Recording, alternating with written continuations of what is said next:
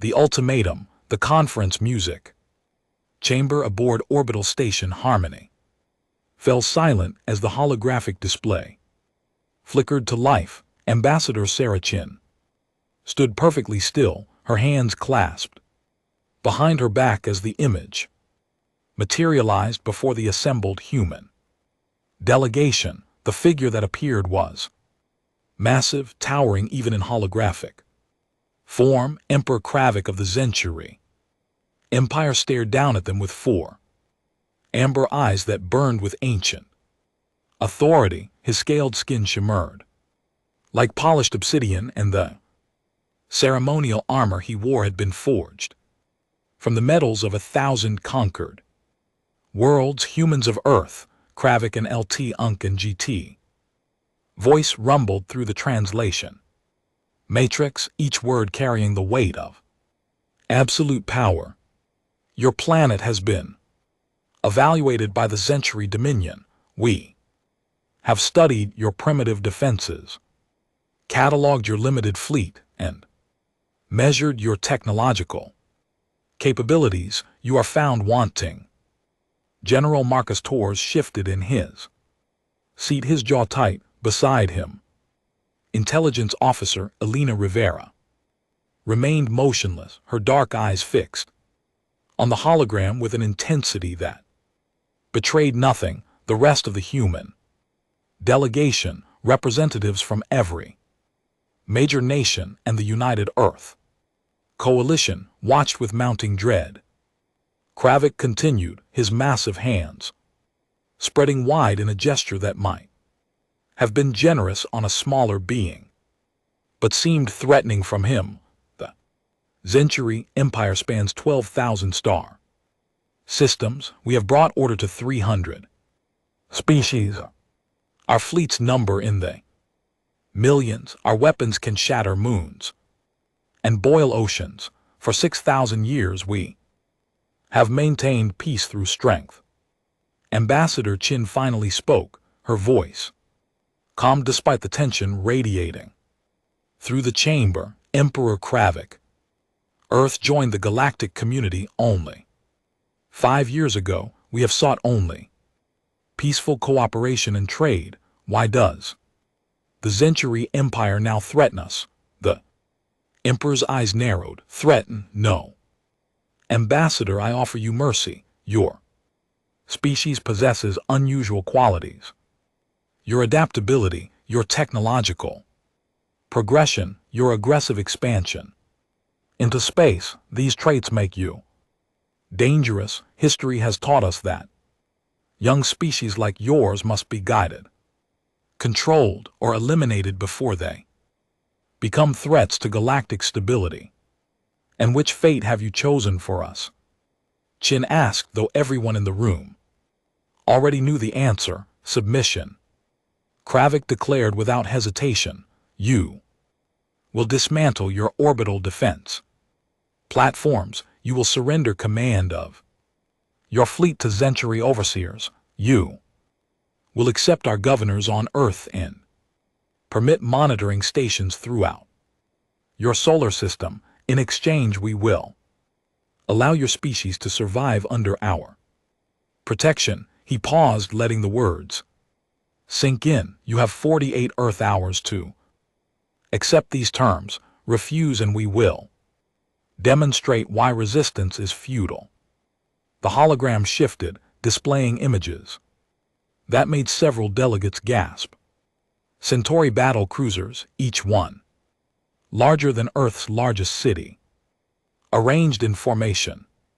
Weapon platforms that bristled with enough firepower to crack a planet's crust. An armada so vast it blocked out the stars. This is but a fraction of our military might.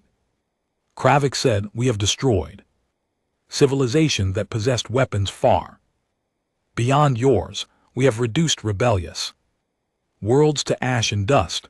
Earth is nothing special. Ambassador Chin, you are simply the latest species to face the inevitable truth that the strong rule and the weak obey. General Torres could contain himself no longer, and if we Refuse Kravik and LT Unk and GT.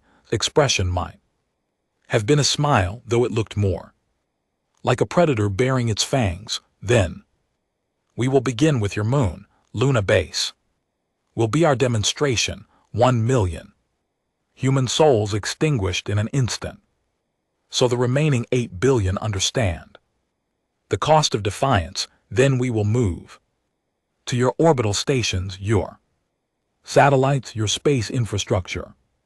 We will strangle your civilization slowly until you beg for the mercy of surrender. The chamber erupted in controlled chaos. Delegates turned to each other, voices rising in fear and anger, but Ambassador Chin raised her hand, and somehow, despite the tumult, her gesture commanded silence. Emperor Kravik, she said, and something in her tone made even the massive hologram seem to lean forward slightly. Before we discuss your generous offer, I must ask you a question. Speak quickly, human.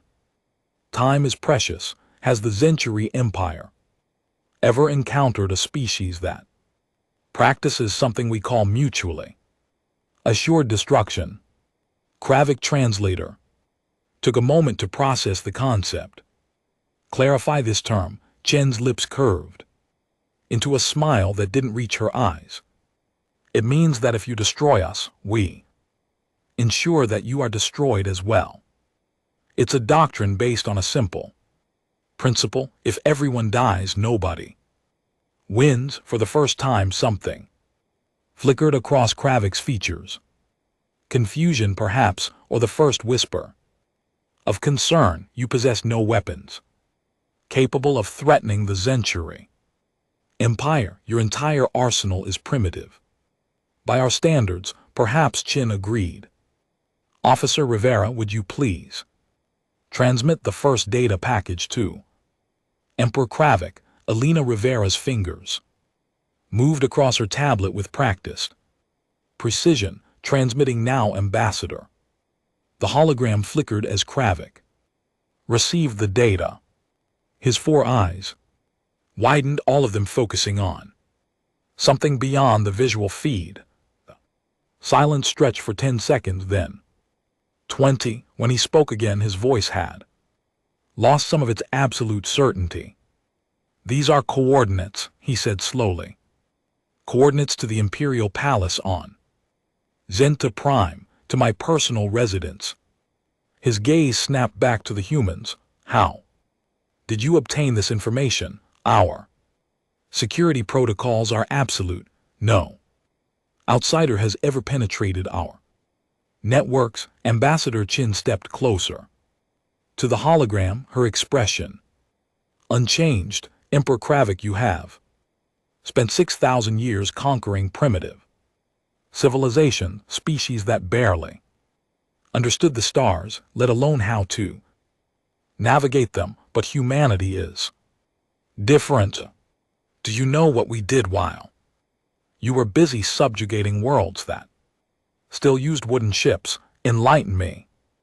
Kravik growled. We learned to hack. We learned to spy. We learned to infiltrate digital networks and extract information from systems that their creators believed were impenetrable. For 5 years, ever since we discovered that the Century Empire existed, we have been studying you, not just your military capabilities or your territorial boundaries. We studied you, Emperor Kravik. General Torres stood now, his military bearing radiating quiet strength. We know where you sleep, where you take your meals, where your children attend their studies. We know the names of your personal guards and the routes of your daily routines. We know everything, Emperor.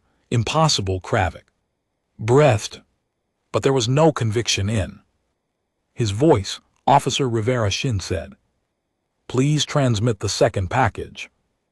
Rivera complied, and this time the effect on Kravik was immediate. His scaled skin seemed to pale, and his massive hands gripped the armrest of his thrown so tightly that the metal groaned. Those are coordinates to every member of the Century High Command. Chin explained, your Grand Admiral, your Chief Minister, your 12 Sector Governors, your Council of Elders, your military strategists, your intelligence directors, even she paused for effect, your family members throughout the Century Empire. Priority alerts blazed across secure channels. In the Grand Admiral's flagship on the Chief Minister's estate, in fortified bunkers and luxury palaces across 12,000 worlds, the ruling elite of the Century civilization received the same message. Earth knows exactly where you are. Kravik and LT Uncan GT's voice, when he finally spoke, trembled with barely controlled rage. You dare threaten the Century Empire, you dare target civilians. Nobility, our very leadership. Did we threaten anyone? Ambassador Chin asked, her tone almost gentle. We simply answered your question about mutually assured destruction. You wanted to know if we possessed weapons capable of threatening your empire. Emperor Kravik, information is the most powerful weapon ever created, and we have been collecting it for 5 years. General Torres added, his voice like iron. We have 16,000 kinetic penetrator missiles positioned throughout this sector of space. Each one travels at 97% of light speed. Your shields cannot stop them. Your interceptors cannot catch them. They are invisible, unstoppable, and already programmed with every coordinate we just transmitted. Those missiles are not on Earth. Rivera continued, her voice clinical and precise. They are scattered across automated platforms in deep space, each one equipped with what humans call a dead man's switch. If Earth is attacked, if our communications cease, if any harm comes to our world, those platforms automatically launch every missile. You are bluffing, Kravik insisted, but his voice lacked conviction. Ambassador Chin shook her head slowly. Humanity does not bluff, Emperor. We are the species that discovered atomic energy and immediately weaponized it. We are the species that fought 2 global wars before we even reached our own moon. We are survivors, strategists, and when cornered, we are absolutely ruthless. We are offering you a choice right now, at this moment, not 48 hours from now. Choose now. What choice? Kravik asked, and for the first time he sounded like someone seeking guidance rather than dictating terms. Peace or annihilation, Shin said simply. Trade with us as equals, negotiate fairly, respect our sovereignty, and we will be the most valuable allies you have ever known. But threaten us, attack us, try to subjugate us, and we will ensure that the Century Empire burns alongside Earth.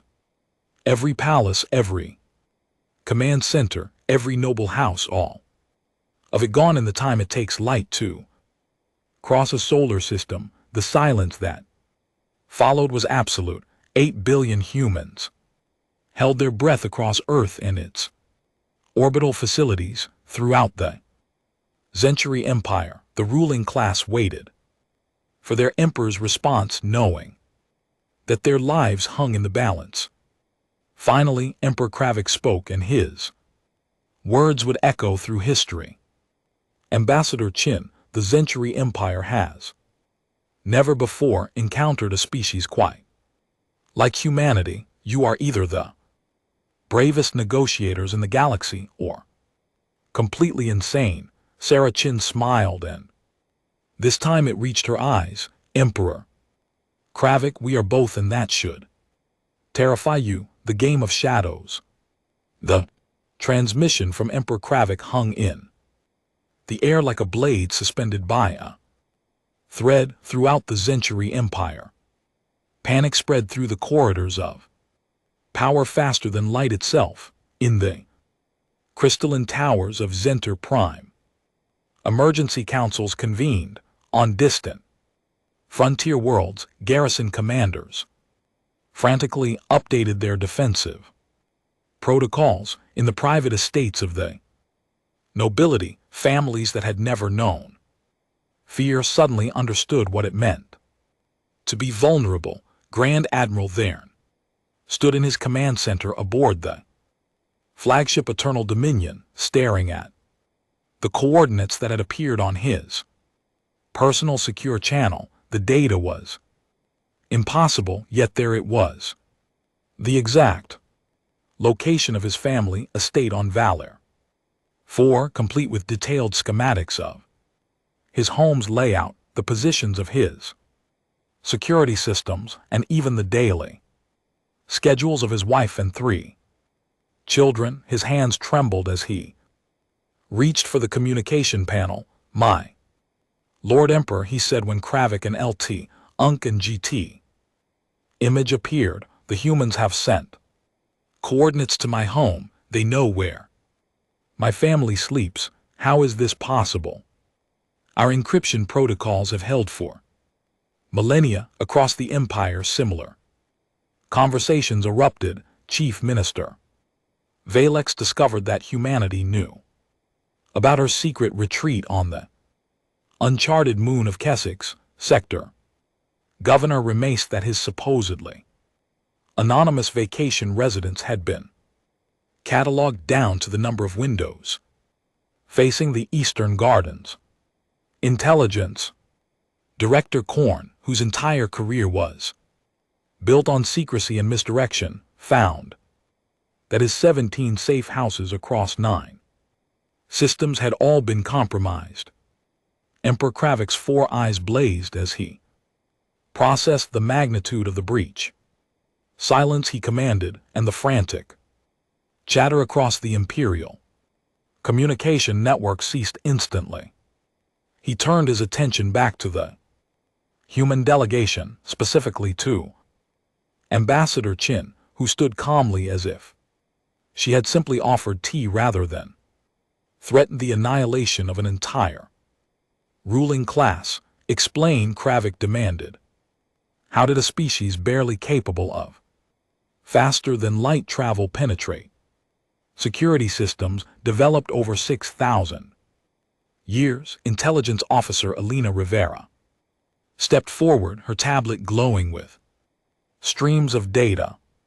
"Emperor Kravik, the Zenturi Empire's greatest strength is also its greatest weakness. You have conquered so many worlds, absorbed so many species, integrated so many technologies that your networks have become impossibly complex. You have layers upon layers of security protocols, each designed by different conquered civilizations, each using different encryption methods, each speaking different digital languages."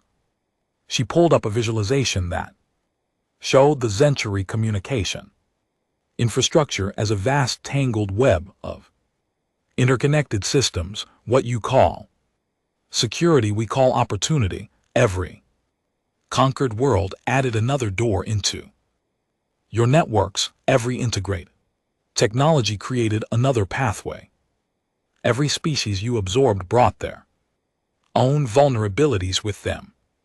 You became so focused on protecting against physical threats that you forgot about the invisible ones. General Torres added, his perspective, his military experience, evident in every word. Humanity spent 2 centuries fighting each other before we unified. We developed cyber warfare, not as an afterthought but as a primary weapon. We learned to steal secrets, manipulate data, and infiltrate networks because we were doing it to ourselves. Long before we met you, when we discovered the galactic community, we simply applied those skills on a larger scale. Ambassador Chin resumed control of the conversation. 5 years ago when Earth's first diplomatic mission reached the century border worlds, we were terrified. We saw your empire's size, your military power, your history of conquest. We knew that eventually you would turn your attention to us, so we did what humanity does best. We adapted. She gestured to Rivera, who pulled up another display. This one showed a timeline marked with thousands of small infiltration points. We did not hack your central systems directly. That would have been impossible and immediately detected. Instead, we started at the edges, small outposts, minor trade stations, administrative centers on frontier worlds. We collected logging credentials from careless officials. We planted monitoring software in commercial networks. We bought information from disgruntled members of conquered species who resented century rule. Over 5 years, Rivera continued, we built our access layer by layer, system by system, world by world. Each piece of information led us deeper. Each compromised account gave us access to more sensitive data. We learned your security protocols by watching how your own people used them. We mapped your command structure by monitoring your internal communications. We found your vulnerabilities by observing your daily operations. Kravik's expression darkened with each revelation. You infiltrated my empire. Through patience and deception, you are spies and criminals, not warriors. We are survivors, Chin corrected firmly. And we prefer intelligence to violence, strategy to brute force. Would you rather we had built weapons to match yours, started an arms race that would bankrupt both our civilizations, triggered a war that would cost billions of lives? We chose the path that preserved life while ensuring our safety. General Torres stepped closer to the hologram, his voice dropping to a more measured tone. Emperor Kravik, we understand your perspective. The Century Empire has maintained order through military supremacy for 6 millennia. You see threats everywhere because that is what your history has taught you. But consider this, in 5 years we infiltrated your networks without you knowing. We could have released viruses that crippled your infrastructure. We could have stolen military secrets and sold them to your enemies. We could have manipulated your financial systems and collapsed your economy, but we did none of those things. Shin interjected. We simply watched, learned, and prepared. The coordinates we transmitted are not a threat, they are a message, a demonstration that humanity values information and preparation over aggression and domination. On Zenter Prime, Emperor Kravik consulted with his advisors in a private channel. The conversation was brief but intense.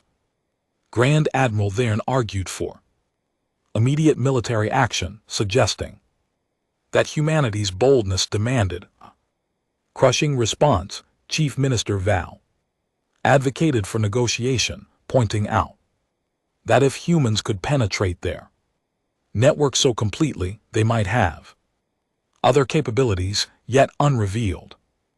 Intelligence Director Korn admitted with considerable embarrassment that his entire department had failed to detect any signs of infiltration. When Kravik returned his attention to the human delegation, something in his demeanor had shifted. The absolute certainty was gone, replaced by something more calculating, more cautious. You have made your point, Ambassador Chin.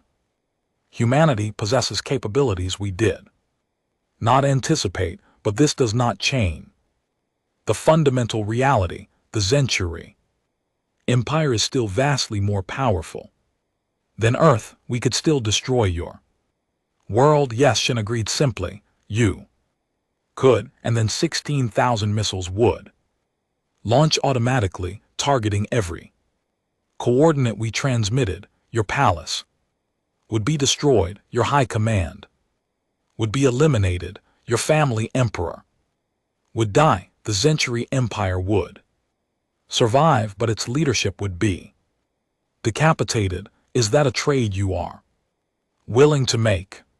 The silence that followed was heavy with implications. Across the empire, the ruling elite waited for their emperor's decision, knowing that their personal survival depended on his wisdom. General Torres broke the silence with an unexpected observation. Emperor Kravik, may I speak? Candidly, Kravik nodded slowly. The Century Empire has conquered 300 species. Over 6,000 years, you have maintained order through fear and overwhelming force, but has it occurred to you that this approach might be inefficient? How much of your military budget goes to suppressing rebellions? How many resources are wasted occupying unwilling populations? How many potential allies have you converted into resentful subjects? What are you suggesting? Kravik asked wearily. Imagine Taurus continued a different approach. Instead of demanding Earth's submission, propose an alliance, trade your advanced manufacturing techniques for our cyber security expertise, share your medical technology in exchange for our adaptive problem-solving methods, build a partnership based on mutual benefit rather than domination. Ambassador Qin picked up the threat. The Century Empire is powerful, but it is also old. Your technologies are refined but stagnant. Your strategies are proven but predictable. Your culture is stable but resistant to change. Humanity offers something different: innovation, adaptability, fresh perspectives. We could make your empire stronger, not through submission but through collaboration. Rivera added practical details. We have already demonstrated our ability to gather intelligence.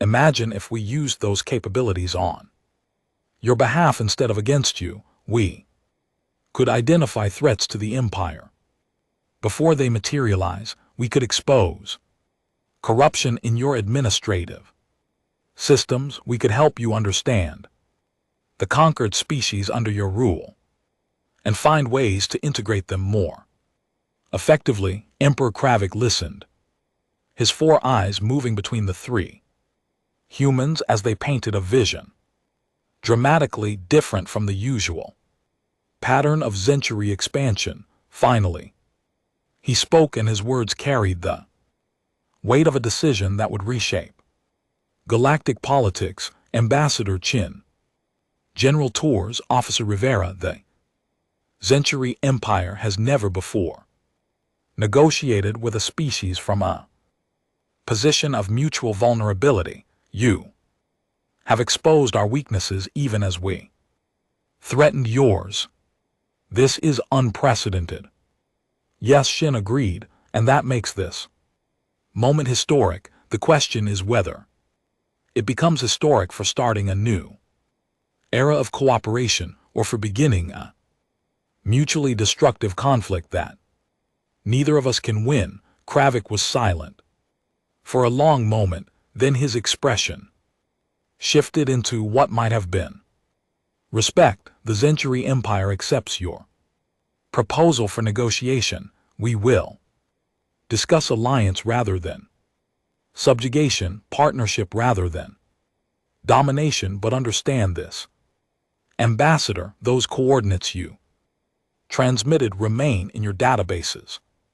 Yes, forever. Qin confirmed. Consider them insurance against future misunderstandings. As long as the Century Empire treats Earth with respect, those missiles will never Launch, but they will always be ready. A dangerous arrangement, Kravik observed. A stable one, Chin countered, built on mutual deterrence and mutual benefit. Both sides have reason to preserve peace, because both sides have too much to lose. From war, the emperor nodded slowly. Then let us begin these negotiations. But know this, humans, you have earned the Century Empire and LT Unk and GT's respect today. But you have also made yourselves unforgettable. The galaxy will watch how this unprecedented relationship develops. We look forward to surprising you, Emperor, Chin said with a slight smile. Humanity tends to exceed expectations. The transmission ended. Throughout orbital station Harmony, the human delegation erupted in carefully controlled celebration. They had faced annihilation and converted it into opportunity through preparation, intelligence and boldness. Ambassador Sarah Chen stood at the observation window, watching Earth rotate peacefully. Below, somewhere in the darkness of space, 16,000 missiles waited in silent readiness, their targeting computers loaded with coordinates that would ensure peace through the promise of mutual destruction. It was not the future humanity had hoped for when they first reached the stars, but it was the future they had secured through cunning and determination. General Torres joined her at the window. Do you think it will hold this peace built on threats? Chin considered the question carefully. History teaches us that peace built on mutual fear can be surprisingly stable. But eventually, we will need to transform it into something better, trust perhaps. Genuine friendship, that will take time. How much time? Torres asked, however. Long it takes, Chin replied, but today we bought Earth that time, and sometimes that is all we can ask for. In the depths of space, the missiles waited. On Earth, 8 billion people slept safely, unaware of how close they had come to annihilation. And throughout the century empire, the ruling elite learned a lesson that would echo through galactic history. Humanity might be young, but they were never to be underestimated.